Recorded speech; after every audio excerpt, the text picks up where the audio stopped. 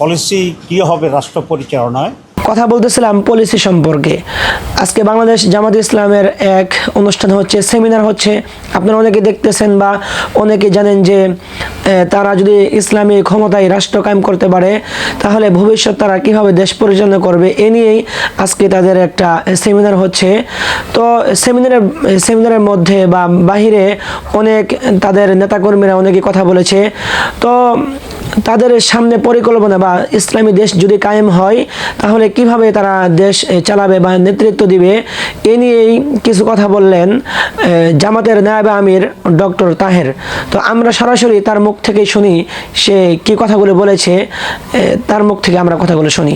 বাংলাদেশ জামাত ইসলামী যদি সরকার গঠন করে জনগণের সমর্থনের মাধ্যমে, তাহলে আমাদের পলিসি কি হবে রাষ্ট্র পরিচালনায় সে ব্যাপারেই আমরা মূলত একটা গ্লিমস অফ আইডিয়াস আমরা দেওয়ার জন্য চেষ্টা করেছি, যেটাকে আমরা বলছি আমাদের পলিসি পেপার আজকে আমরা পেশ করছি।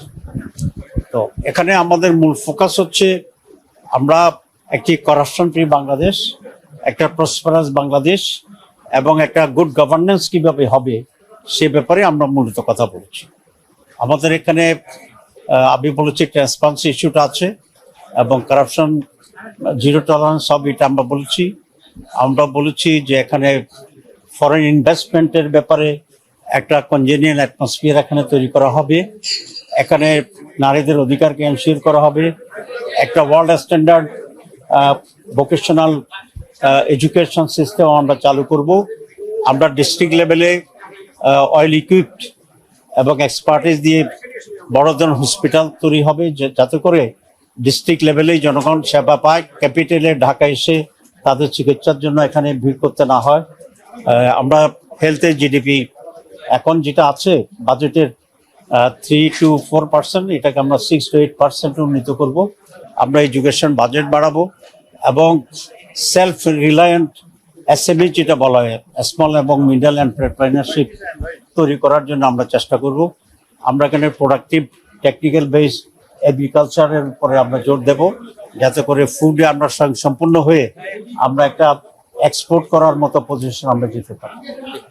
এরপরে বাংলাদেশে এখন যে নিরাপত্তার সমস্যা, আমরা এমন একটি দেশ। এই ছিল ডক্টর তাহেরের বক্তব্য। আরও অনেক কথা বলেছে, আমি মাঝখানের যে কথাগুলো গুরুত্বপূর্ণ রয়েছিল সেই কথাগুলো আপনাদের মাঝে তুলে ধরলাম।